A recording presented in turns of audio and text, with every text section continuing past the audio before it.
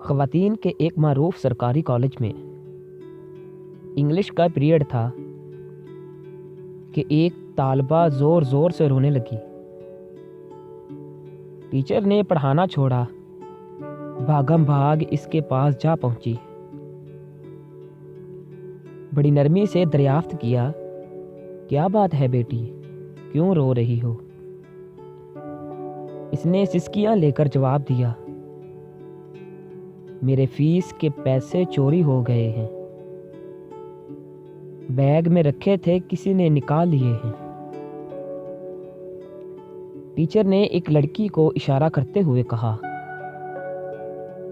کمرے کے دروازے بند کر دو، کوئی باہر نہ جانے پائے، سب کی تلاشی ہوگی۔ ٹیچر نے سامنے کی 3 رو سے طالبات کی خود تلاشی لی اور پھر انہیں پوری کلاس کی طالبات کی جیبیں چیک کرنے اور بستوں کی تلاشی کی ہدایت کر دی۔ کچھ دیر بعد 2 لڑکیوں کی تکرار سے اچانک کلاس ایک بار پھر شور سے گونج اٹھی۔ ٹیچر اپنی کرسی سے اٹھتے ہوئے بولی، کیا بات ہے؟ مس، تلاشی لینے والی طالبہ بولی، کوثر اپنے بیگ کی تلاشی نہیں لینے دے رہی۔ ٹیچر وہیں تھڑک سے بولی، پیسے پھر اسی نے چرائے ہوں گے۔ کوثر تڑپ کر بولی، نہیں مس، میں نے نہیں چرائے، میں چور نہیں ہوں۔ تو پھر بیگ کی تلاشی لینے دو۔ نہیں۔ کوثر نے کتابوں کے بیگ کو سختی سے اپنے سینے سے لگا رکھا تھا کہ تلاشی نہیں لینے دوں گی۔ ٹیچر آگے بڑھی، اس نے کوثر سے بیگ چھیننے کی کوشش کی لیکن وہ کامیاب نہ ہو سکی۔ اسے غصہ آ گیا، ٹیچر نے کوثر کے منہ پر تھپڑ دے مارا۔ وہ زور زور سے رونے لگی۔ ٹیچر پھر آگے بڑھی، ابھی اس نے طالبہ کو مارنے کے لیے ہاتھ اٹھایا ہی تھا کہ ایک باروب آواز گونجی، رک جاؤ۔ ٹیچر نے پیچھے مڑ کر دیکھا تو وہ پرنسپل تھیں۔ نہ جانے کب اور کس نے انہیں خبر کر دی تھی۔ انہوں نے طالبہ اور ٹیچر کو اپنے دفتر میں آنے کی ہدایت کی اور واپس لوٹ گئی۔ پرنسپل نے پوچھا، معاملہ کیا ہے؟ ٹیچر نے تمام معاملہ کہہ سنایا۔ انہوں نے طالبہ سے بڑی نرمی سے پوچھا، تم نے پیسے چرائے؟ نہیں، اس نے نفی میں سر ہلا دیا۔ کوثر کی آنکھوں میں آنسو بھر آئے، بالفرض مان بھی لیا جائے۔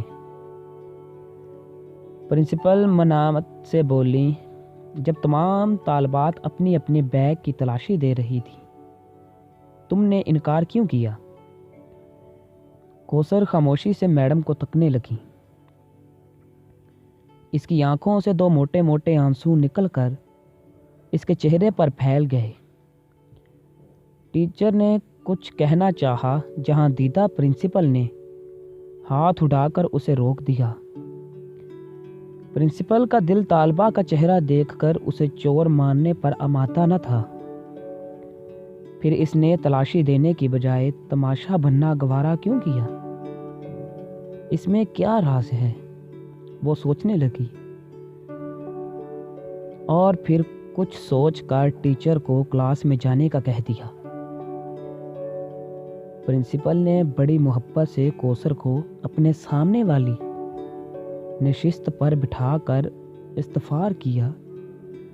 اس نے خاموشی سے اپنا بیگ ان کے حوالے کر دیا۔ پرنسپل نے اشتیاق، تجسس اور دھڑکتے دل کے ساتھ بیگ کھولا، مگر یہ کیا؟ کتابوں کاپیوں کے ساتھ ایک کالے رنگ کا پھولا پچکا ہوا بیگ، شاپر بیگ بھی باہر نکل آیا۔ طالبہ کو یوں لگا جیسے اس کا دل سینے سے نکل آیا ہو۔ کوثر کی ہچکیاں بندھ گئیں۔ پرنسپل نے شاپر کھولا۔ اس میں کچھ کھائے ادھ کھائے برگر، سموسے اور پیزے کے ٹکڑے، نان، کچھ کباب اور دہی کی چٹنی میں ڈوبی چکن کی بوٹیاں۔ سارا معاملہ پرنسپل کی سمجھ میں آ گیا۔ وہ کانپتے وجود کے ساتھ اٹھی، روتی ہوئی کوثر کو گلے لگا کے خود بھی رونے لگ گئی۔ کوثر نے بتایا، میرا کوئی بڑا بھائی نہیں، دیگر 3 بہن بھائی ان سے چھوٹے ہیں۔ والد صاحب ریٹائرمنٹ سے پہلے ہی بیمار رہنے لگے تھے۔ گھر میں کوئی اور کفیل نہیں، پینشن سے گزارا نہیں۔ بھوک سے مجبور ہو کر ایک دن رات کا فاقہ تھا، ناشتے میں کچھ نہ تھا کہ کالج آنے لگی تو بھوک اور نکافت سے چلنا بھی مشکل ہو گیا۔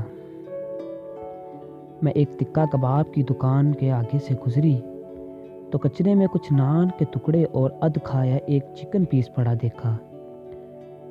بے اختیار اٹھا کر کھا لیا، قریبی نل سے پانی پی کر خدا کا شکر ادا کیا۔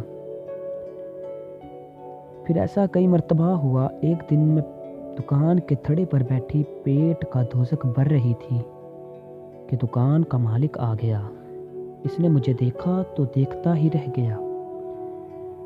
ندیدوں کی طرح نان اور کباب کے ٹکڑے کھاتا دیکھ کر پہلے وہ پریشان ہوا، پھر ساری بات اس کی سمجھ میں آ گئی۔ وہ ایک نیک اور ہمدرد انسان ثابت ہوا۔ میں نے اسے اپنے حالات سچ سچ بتا دیے۔ اسے بہت ترس آیا۔ اب وہ کبھی کبھی میرے گھر کھانا بھی بھیج دیتا ہے اور گاہکوں کا بچا ہوا کھانا، برگر وغیرہ روزانہ شاپر میں ڈال کر اپنی دکان کے باہر ایک مخصوص جگہ پر رکھ دیتا ہے، جو میں کالج جاتے ہوئے اٹھا کر کتابوں کے بیگ میں رکھ لیتی ہوں اور جاتے ہوئے گھر لے جاتی ہوں۔ میری امی ابو کو علم ہے، میں نے کئی مرتبہ دیکھا ہے، لوگوں کا بچہ کچا کھانا کھاتے وقت ان کی آنکھوں میں آنسو ہوتے ہیں۔